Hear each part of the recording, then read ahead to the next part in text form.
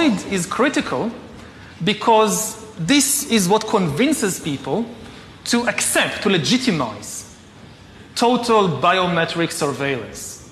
If we want to stop this epidemic, we need not just to monitor people, we need to monitor what's happening under their skin, their body temperature. Like we walked in here, we had to go through a body temperature test. Now they're using it to see whether you have the coronavirus.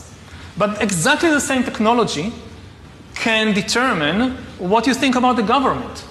You know, anger is a biological phenomena just like disease. It's not some spiritual thing out there.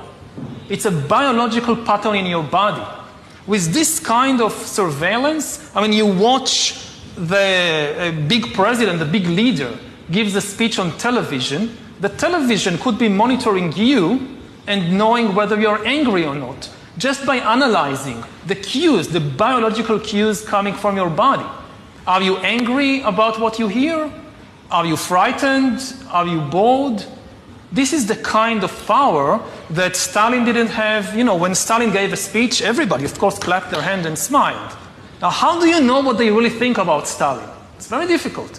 You can't have a KGB agent following everybody all the time. Even if you do it, he's just watching your outside behavior. He doesn't really know what's happening in your mind. But in 10 years, the future Stalins of the 21st century, they could be watching the minds, the brains of all the population all the time, and also they will have the computing power to analyze all that.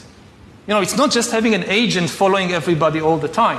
The agent in Stalin's days writes a paper report, and you have these millions of paper reports piling up in Moscow. Somebody needs to read them, to analyze them. That's impossible.